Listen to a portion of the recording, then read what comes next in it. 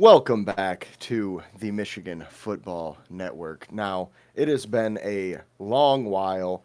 We took a little bit of a break during June. I went on a 2.5 week, really 3.5 week vacation. The first week was in Michigan, and then the next 2.5 weeks were spent in Colorado. So lots of fun there. But we have some things going on in the NFL Detroit Lions space. So I just got back a few days ago and decided what better time than now to do a show with everything that's going on. So, with that, we're just going to go ahead and hop right into the NFL news just because there's really not too much going on like the broad landscape of the NFL. Brendan Sorsby, quarterback, got in trouble for gambling. He is not going to be part of the supplemental draft because there's not going to be a supplemental draft this year. Obviously his um, uh, camp or whatever you want to call it took some sort of issue with that and had a little bit of a lawsuit going on with the NFL. They you know came to an agreement. They're not going to have a supplemental draft. I wonder what the exact agreement was, but um, I'm gonna guess it has a little bit of money attached to that, but who knows? Maybe not. We'll see. Maybe it was just settled because there was no bounds for Sorsby to sue anybody. So I guess we may never know how that actually happened. But with that, that's really the big story right now. Obviously, there's Brandon Ayuk going sort of crazy right now. Posting all these videos with money and just doing wild stuff and saying wild stuff. So, kind of fun ish to see that, but also kind of like sad to see it because he is a pretty good player and he. I'm not going to say is throwing away his career, but it's kind of getting to that point, if you ask me I'll personally. say it. Like, I don't know if the Commanders would, take on that issue with how he's been acting. However, it's not like he's just crazy. I mean, he didn't do any of this stuff until uh, the 49ers made their last decision regarding him, which was to not release him. So he's kind of upset at them, I guess. So he's trying to, get them to get rid of him, I guess would be the best way. But I don't know if this is the best way of doing that. We'll see. Obviously, he wants to be part of the Commanders, though, with what he has been saying. So, um, those are kind of the big stories. And then, obviously, Chris Johnson getting diagnosed with ALS, which is a very sad situation. Just one of the best backs to ever do it. And if you've seen some videos of him recently, it's somewhat tough to watch. So my prayers are up to him and his family because that's just a really tough diagnosis. And I just don't understand how, in the big year of 2026, we still don't know how ALS happens, why it happens, or a way to stop it. It's just really kind of a wild disease. So prayers up to him, CJ2K. Hopefully he can uh, get a um, full life out of what he has left because we all know the unfortunate ending that ALS carries. So, prayers up to him and his family. And then moving on to, if you have anything to add on any of those topics there. When it comes to, I'll reverse engineer this since just because CJ2K was the last thing said, so I'll stay on him. Obviously, beyond unfortunate, he's probably, I mean, I want to say he's like the youngest person I've had or I've heard of getting this. Normally, granted, younger people nowadays are getting multiple health issues that weren't hitting younger generations before, but yeah, obviously super unfortunate, as you mentioned, very iconic.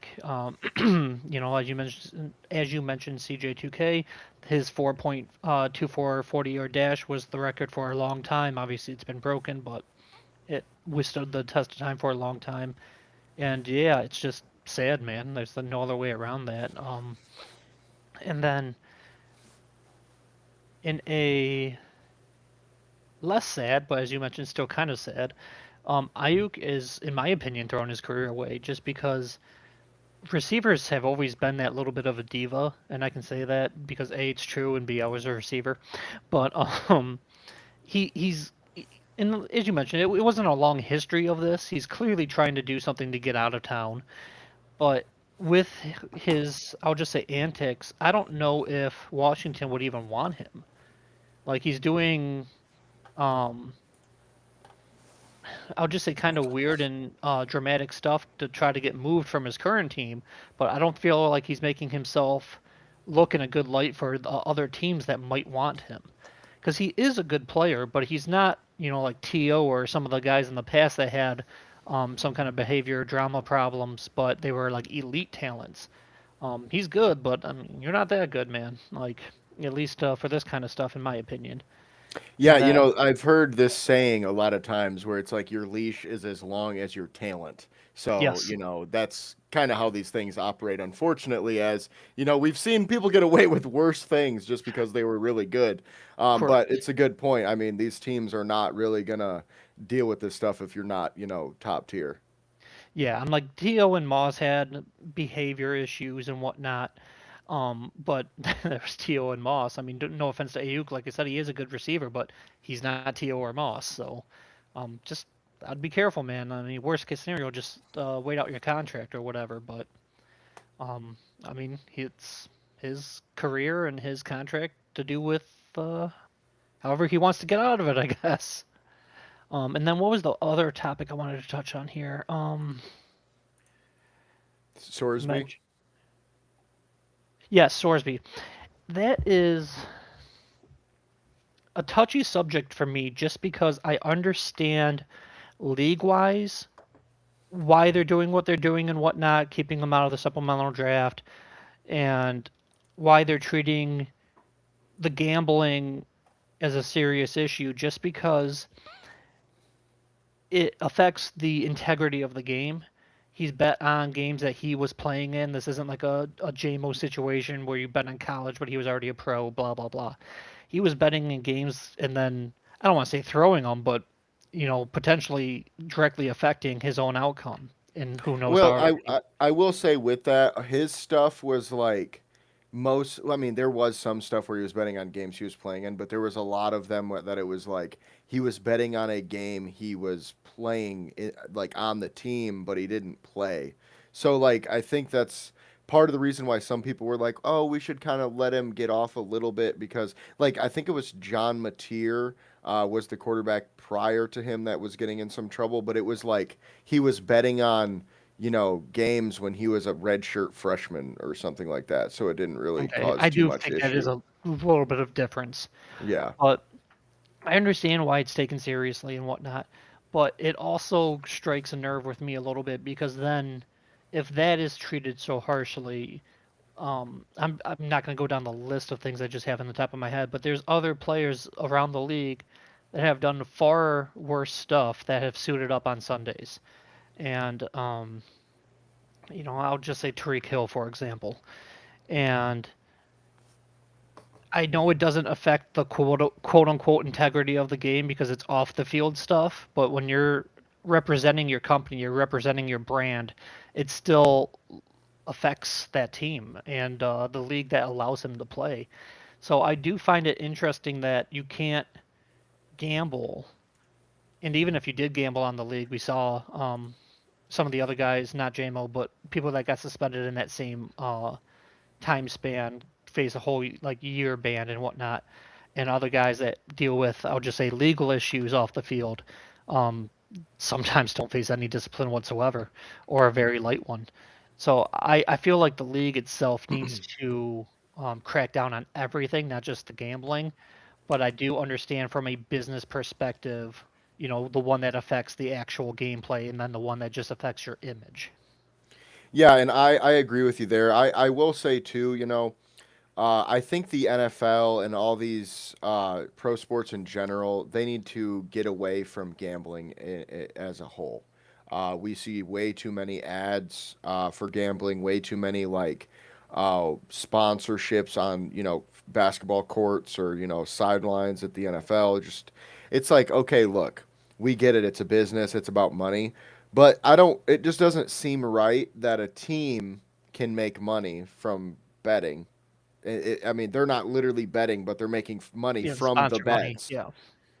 When a player, like, I get it if you're, going and betting on yourself to lose, and then like you're Malik Beasley and you're freaking, throwing up shots at the end of the game just because you don't want your team to score because you bet on the under or whatever. Like that, sure, I get that. You're done, bro. Get out of the league. But if you're a guy that's like, I think we're gonna win, like Joe Rogan has said it many, many times about UFC fighters. It's like, look, if you're a UFC fighter and you're gonna bet on yourself to win, I think you should be able to do that because you're basically saying, I'm gonna go in there and win. Like, and I get there's some little like, oh well, the other camp could get paid off to lose or whatever, but it's like, dude, you could do that anyway because you get paid winning bonus. So it's like it's a whole weird situation because these pro sports leagues are all really affiliated with betting. So I do think they should lax the rules just for that. Like you mentioned JMO, that's a perfect example of that should have never even been a thing. Like he got in trouble because he bet on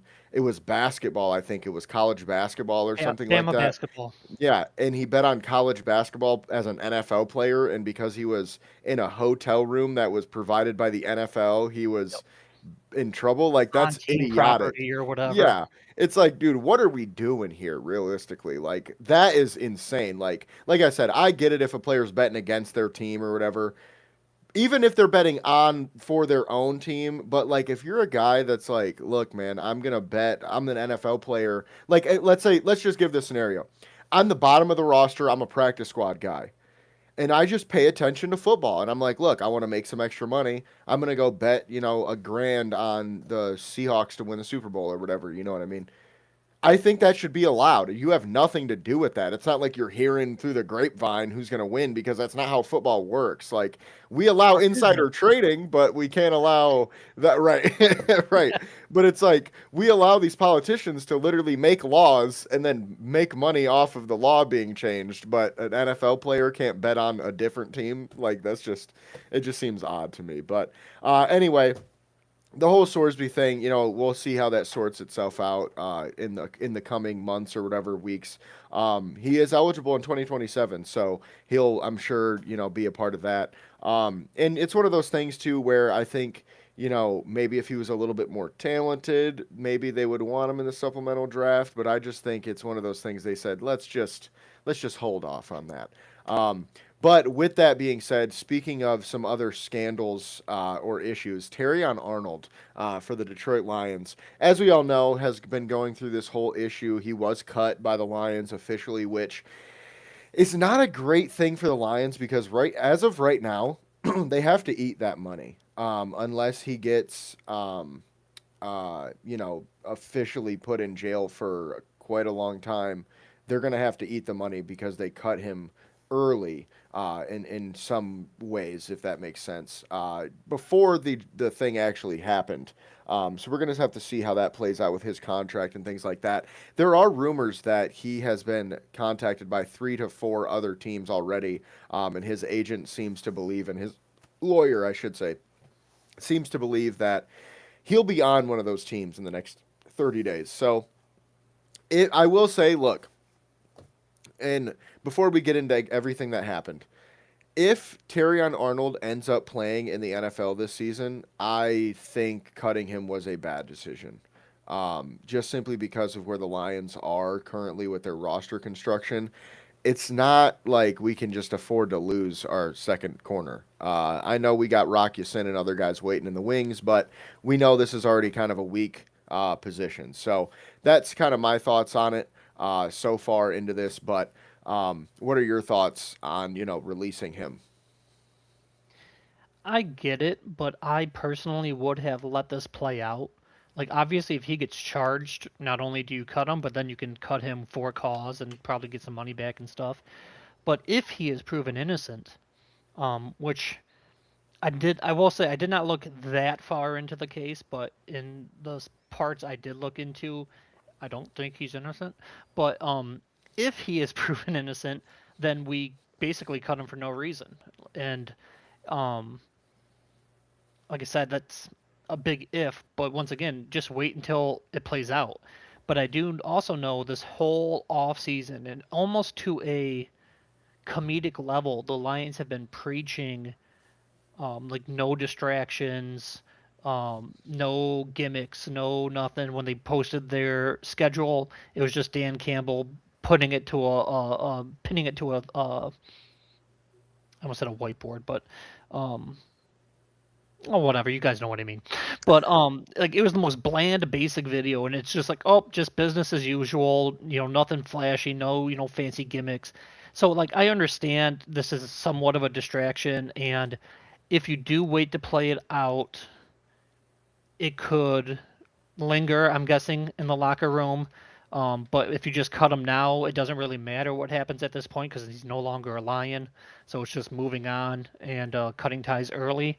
So I kind of get why the Lions did it. I just don't personally agree with it because on the off chance that he is innocent, because once again, I don't know the whole facts of the case. That's up for the jury and whatnot to decide. But yeah, he is a starting corner. And I know some people, or quite a few people, have been, I'll just say, mocking his abilities. I see the memes and whatnot online. And no, he's not like a fantastic, amazing corner, but like he's not a scrub either. And I see a lot of people saying like the first player he ever locked downs himself and stuff like that. And like he's had a pretty good impact, one healthy on the field, in my opinion. So I mean, that's in my opinion disingenuous. But I do. I would have rather the Lions waited to see what went on with this, because even if it was bad news for him, it would have technically been good news for the Lions in terms of getting out from that contract with cause. Yeah, and I would definitely agree with you there. Speaking of the details of the case, we're not going to go full on through like the litigation and all that. No, nobody got time for that. But what happened is Terrion Arnold got robbed for $250,000 worth of jewelry and clothes and stuff like that. Um, and then he decided to get his quote unquote get back. And instead of waiting for the due process and everything like that, he kidnapped and robbed and beat allegedly these couple people, and he didn't actually physically do it. That's really where the conversation starts, right? There is no physical evidence pointing him to being at the scene. There's no physical evidence of him at all.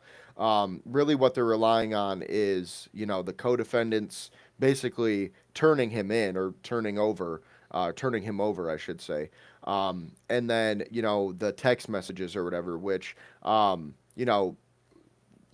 how much evidence is that we'll kind of see obviously as it plays out. And I've been on X many times saying he did it. I think it's pretty obvious that he did it. However, there is a small chance he gets off, and like you said, if the Lions went ahead and cut him with that being a chance and just decided to cut ties, I kind of get it. But you're already really like you're kissing the cap, man. Like your head is touching the top of that cap space.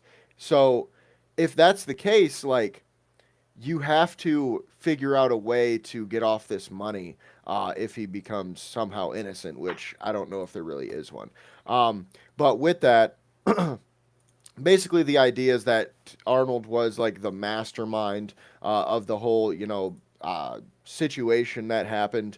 And basically, that's what it is. I mean, it's pretty simple, honestly, at the end of the day. Like, if he did it, I'm glad he's cut, and I'm glad he's not going to be in the NFL anymore. Because if you're the way I saw it, my initial reaction was he basically threw his life away for an amount of money that he probably makes in 3 months.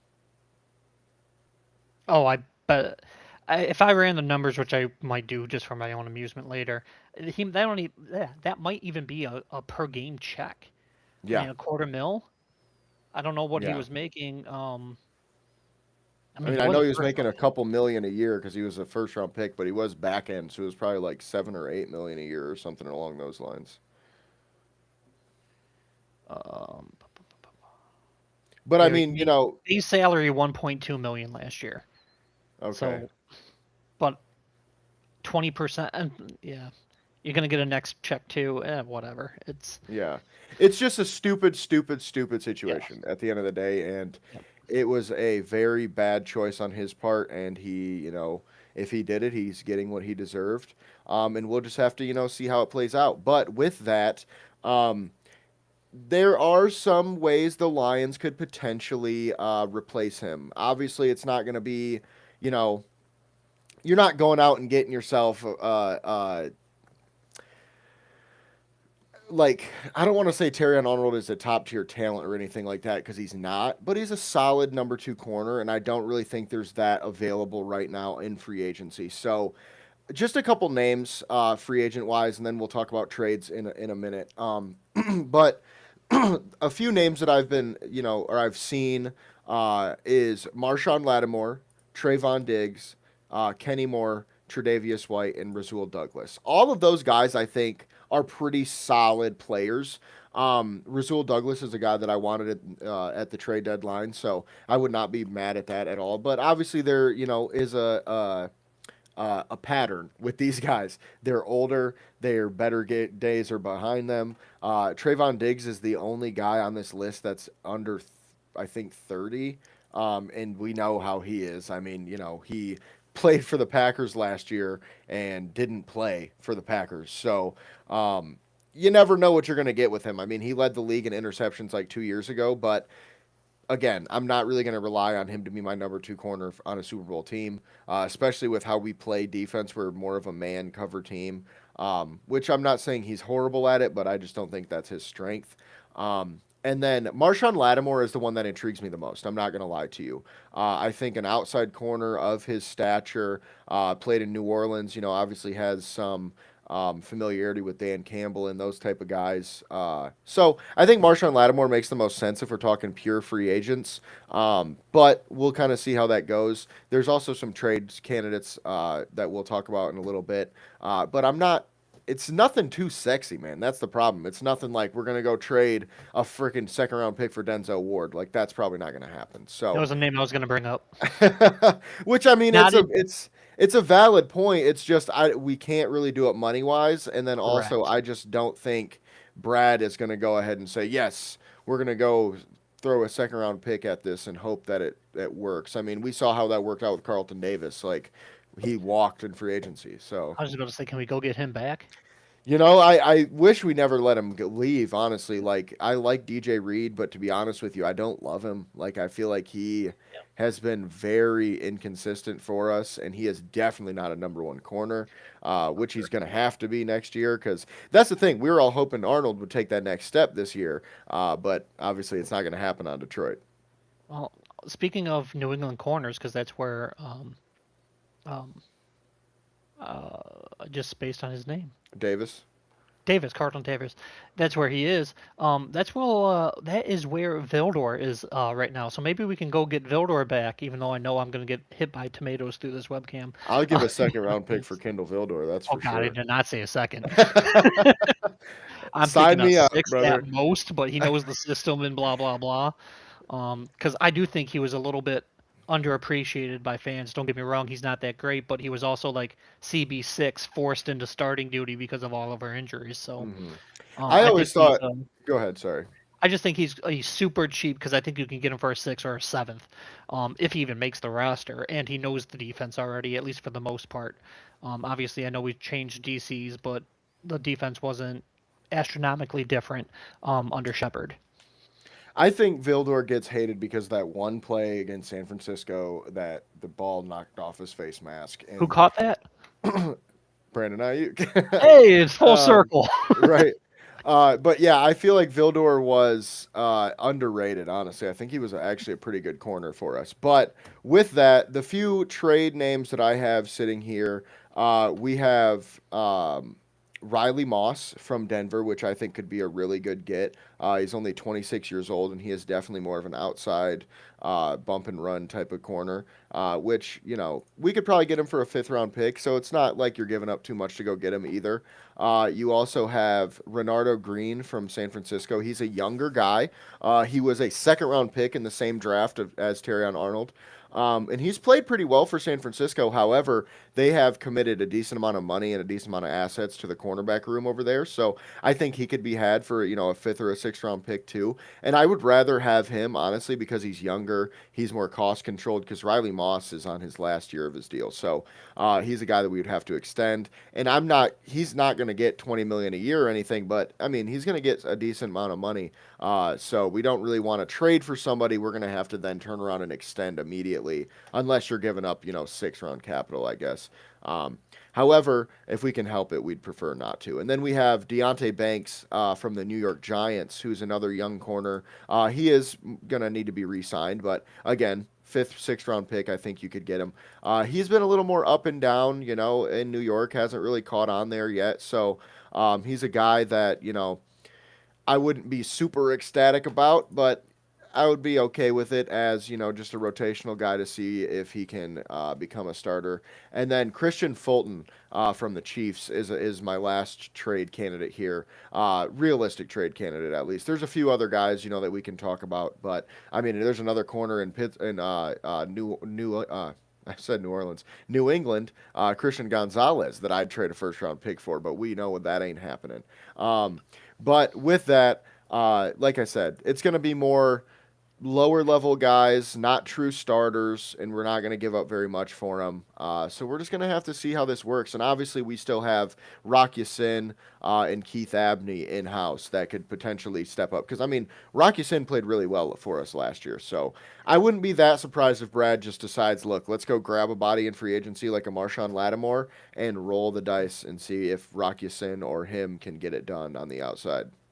And I would just wanted to throw in and dark horse candidate because I was much higher on him last year. I said he was going to be the breakout candidate of the defense this year, and then unfortunately, now with hindsight, it didn't happen. But just for kicks, same draft class as Arnold. I wouldn't completely eliminate Rakestraw from the conversation.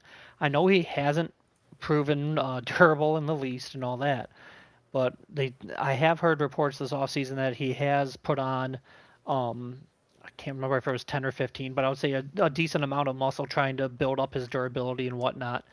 And he was highly thought of. So, like, don't get me wrong, I know it hasn't worked out yet, but I feel like some people are already packing his bags to head out of town. And I'm like, especially with our thin room, we might have to rely on him and just roll the dice with whatever he has.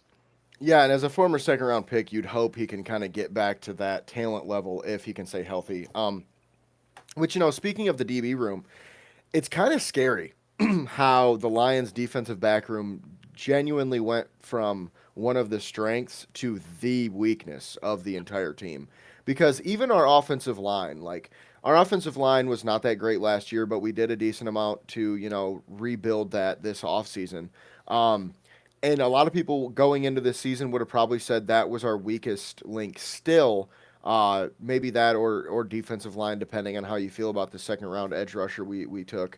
Um, but still, that DB room went from like second strength to number one weakness just from Branch, Kirby, and or their two injuries, and then the TA debacle or whatever you want to call it, which really sucks, man. Because as Lions fans, Brad Holmes didn't do anything this offseason to make those rooms better. Well, let me rephrase that. He didn't draft anyone to like be the future of those rooms. So we did add, a couple 1 year deals, which I loved a few of the guys we added, like Roger McCreary, which is a guy who I've heard a lot of good things about coming out of OTAs, which we'll talk about in a little bit.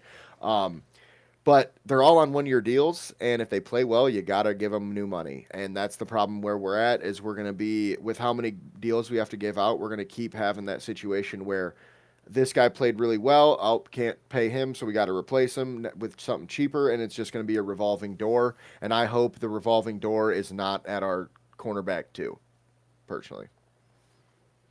Yeah, I definitely agree with that. I also like, I know it's mentioning the totality of defensive backs isn't who we got from Tampa Bay. I really like him.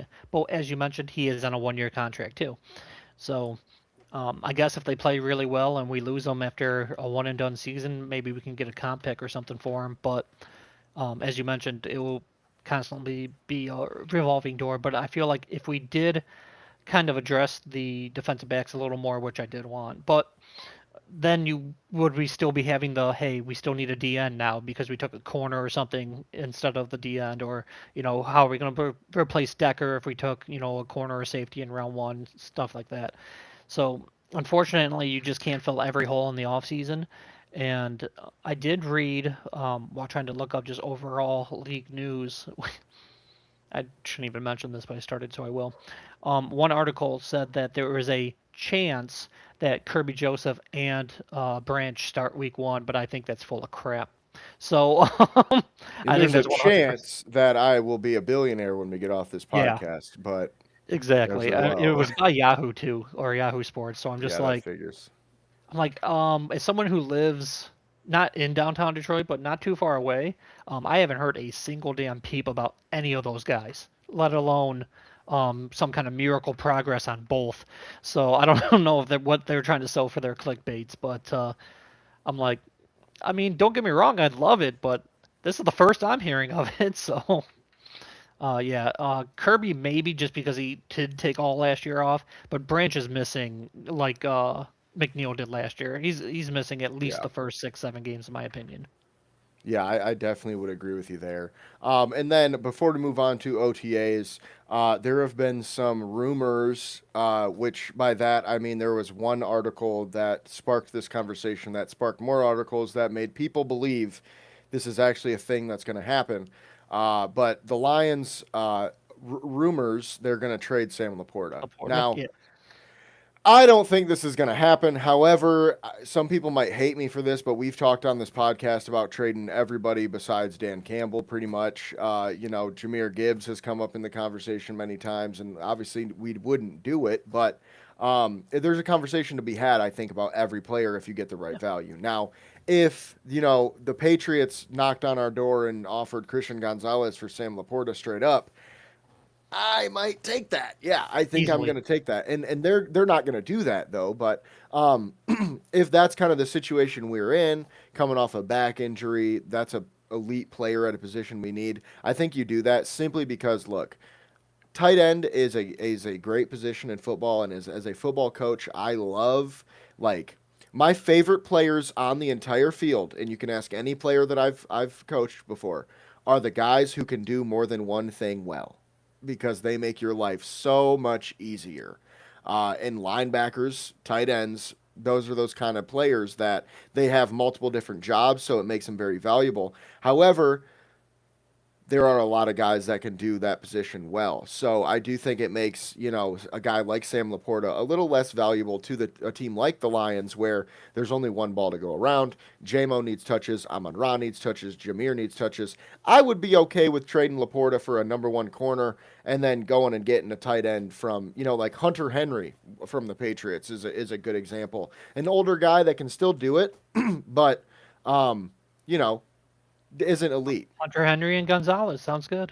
There we go. Get it done, Brad. Call them. But I mean, honestly, that'd be a perfect, trade scenario for the Lions. I don't think the Yeah. Patriots would do that. Oh no, they would hang Um, up and laugh. But I think there would need to be some picks attached on the Lions yes. side.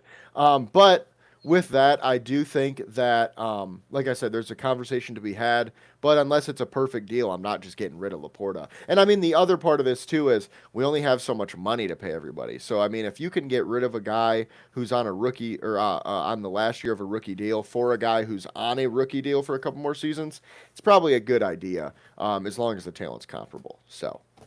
Okay, Laporta for Brock Bowers then. I mean, yeah, I'd do it. Yeah, me too. And I love Laporta, but and as you mentioned, backs can be, and we mentioned in the past podcast. I know it's been a month since we done one, but back issues can tend to linger.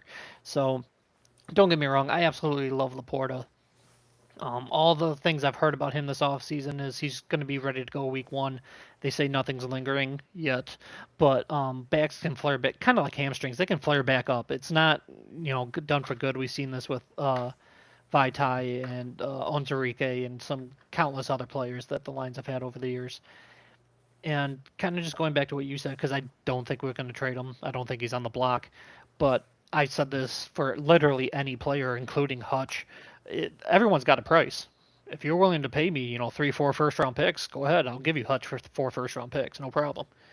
Like between the contracts, injuries happen, depth, blah blah blah. Especially as we just mentioned, the value of rookie contracts. I mean, so no, I don't want to trade Laporta, but if someone just comes in and I hate to sound uh, I was gonna say 50, but I feel like 60. If someone comes in and knocks our socks off, then we can, yeah, we can always progress a good trade, as long as the value's there. But I am, I would be beyond shocked because I know the article that you're speaking of, if the Lions were actively calling other teams and being like, "Hey, like, you interested in Laporta?" Especially after we just got Pensing, who thrives with tight ends too. So, um, yeah. Yeah, it definitely would be an odd decision right now with where the Lions are, unless, like we talked about, it's a perfect package. So, I agree. I don't see this happening. And with that, moving on to OTAs, and this is the last talking point we have of the show. So it's a little bit shorter show today, even though we haven't seen you in a while. There's just not a lot going on. So that's kind of why we took the break when we did, because imagine trying to make a podcast over the last 4 weeks every week. It would have been 22 minutes because it would have just been us asking each other, so how's the weather over there? Um, Hot. yeah, very hot. That's why I got the door open behind me here, because I don't have central air. And my legs are sweaty, brother. I'll tell you I'm that glad right I'm in now. the basement. Very true. That's one great thing, because I also have my man cave down there, and like, dude, going down there, it is at least 10 degrees difference, if Easily. not more. But with that, in OTAs so far, the first 2 points we'll talk about is Luke Altmaier, the quarterback from Illinois, has actually been impressing a little bit, and some people are talking he might push Teddy Bridgewater for the QB2 role. Obviously, there's a lot that needs to happen for him for that to be the case, but people are saying he looks really polished. He looks, if the word is out of training camp or mini camp, whatever you want to call it, that if he was like 2 or 3 years younger, he would have been a mid-round pick. So for an undrafted free agent, obviously that doesn't sound like, oh my God, he's going to be our savior, but because he's not. But he could be our QB2 of the future, which is really nice because the Lions have kind of lacked that depth at quarterback. And then on a not so good side of things, Sione Vaki has not been looking very good at running back, apparently.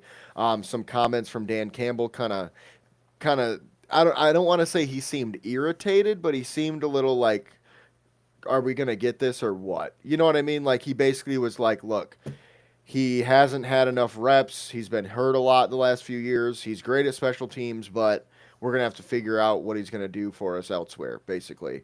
So Safety. exactly. I think, we definitely agree on that. I thought he was going to play safety when we drafted him. And So did now I. with the need at safety being even bigger, I think it just makes sense to try to stop this reclamation piece of moving him and putting him at running back. Now, with that being said, however, I don't think that means they're giving up on him at running back. Almost unfortunately, I kind of wish they would, because then we'd get a better body at running back, and also could kind of figure out what else he can do for us. But I don't think it's one of those where he's got to worry about his roster spot. He's a special teams ace. He's probably one of the better special teamers in the league, so he'll definitely be on the Lions. We'll just have to see what he's going to do outside of special teams. Um, and then moving on to the offensive line, our guy Miles Frazier is getting no first team reps. It's basically been a revolving door. Well, not revolving door. Christian Mahogany's getting most of them, and then Juice Scruggs is getting most of the uh, leftover reps, and then you have Ben Barch getting some in there too. So not a lot for our guy Miles Frazier, which as if you've been watching the show, I like Miles Frazier a lot. I think he could be our starter at left guard, and it doesn't really look like they're giving him a look even. So that's really not great. And then on the other side of things, Juice Scruggs has been getting reps at left guard, center, and right guard, and it seems like he's our second team guy for kind of all of those spots. So whoever goes down, it's likely Juice Scruggs is going to be the guy to come up next in the depth chart. So really nice thing there, because a lot of people kind of thought, well, Juice Scruggs probably won't even make the roster, after we traded, David Montgomery for him in a fourth round pick. Most people were like, he's just back of the roster guy at best. Well, I always saw thought he was a very solid, versatile offensive line depth piece, which it seems like he is being or showing to be in Detroit so far. So that's really, really nice to hear. Among some of the other negative things we're hearing, that Scruggs has kind of stepped up a little bit. Yeah, and that's because I'm also a fan of Frazier, but that's also somewhat music to my ears because if other people are outperforming him, that's a pretty good scenario then because we like Frazier.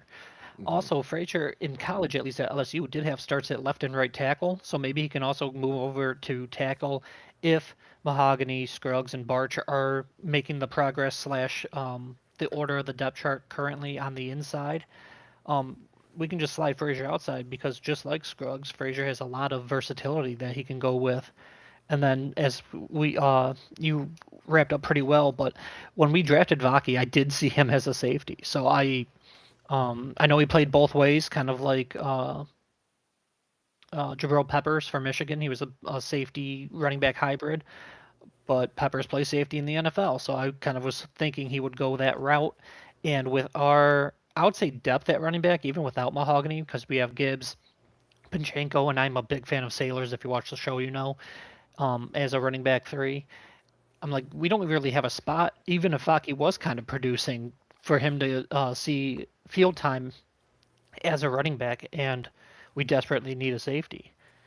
And then with Altmaier, I've also heard great things. The one quote I take from Dan Campbell's press conference was he's not lacking confidence.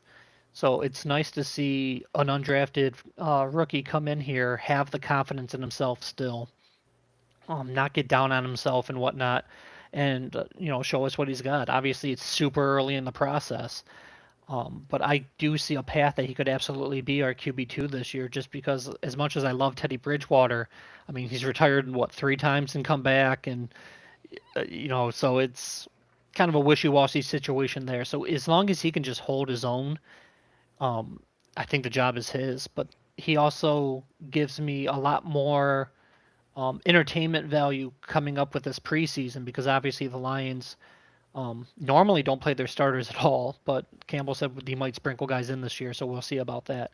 But I would much rather see Altmaier than Bridgewater, because no offense to Bridgewater, we know what he is. He's a proven vet, been there, done that. This is something new, so whether it's good or bad, it's preseason, so it doesn't matter. So it just gives you that viewing entertainment purpose for the preseason, which some people um, don't enjoy watching, but I do. So. Well, those some people are not real football fans; those are casuals. So, fortunately for us, that just means there's more for us. But with that, um, speaking of, changes happening, but on the other side of the ball, Ahmad Hassanein has added a decent amount of weight, and he's going to be playing some more big end versus rush end, which, might help him retain a roster spot. I will say I would be somewhat surprised if he does actually make the 53, but I do think he'll be a practice squad guy at worst. Um, and then Jimmy Rolder, the fourth round linebacker, out of Michigan has been looking really good. People are saying he's been flying around making plays in coverage and in the run game, I should say. So that's a really good sign as someone who we were kind of worried about his coverage skills coming out. Obviously, he has the athleticism, but kind of similar to Jack Campbell. We just hadn't seen it yet. And I do think Rolder is similar to Jack Campbell, which I've said on the show many times before, but especially in terms of the way he's going to get playing time. Because I don't know if you guys remember or not, but Jack Campbell's rookie year, he played like 55% of the snaps. So it wasn't even like he was a full time starter by any means. So I think Rolder's going to take that same trajectory. He'll probably even play less percent of the snaps just because we have 3 starters at linebacker as is. So it's nice though to know that the guy we picked in the fourth round, who's going to be our first guy off the bench, has been showing some flashes. So and then our last point for this part.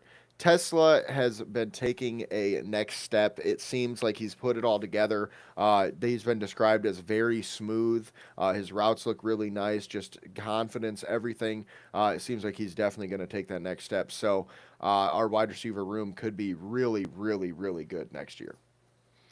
Yeah, I really like our receiver room and our linebacker room for all the points you just mentioned.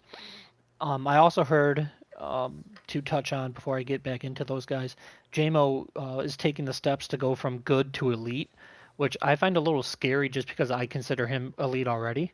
Um, I feel like when you can be top 10 in the league in yards, and if I'm not mistaken, I'm just going off memory here, I think he was 17th in reception. Like, he wasn't that high in receptions, but he was easily top 10 in yards.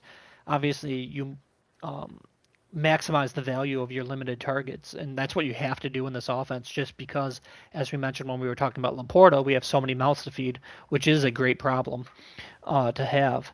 I've also heard Tesla standing out. I am a huge fan of Tesla. I feel like if we feature him, obviously we won't. We have once again too many mouths to feed. But if you gave him like 150 targets, I think he could be a 1,000 yard, 10 touchdown guy.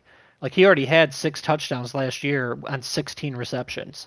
So I feel like we could definitely use his big body in the slot and whatnot. But I don't get me wrong, don't go get him on your fantasy team. I don't think he will do that because we have so many mouths to feed. I just think the talent level is there to do that. And then going back to Rolder, our linebacker for Michigan, I've seen him making several plays, at least on the highlights, which of course everyone looks good on highlights to be fair. But when the Lions social media team showed highlights of the OTAs and whatnot, I know he had at least 2 interceptions.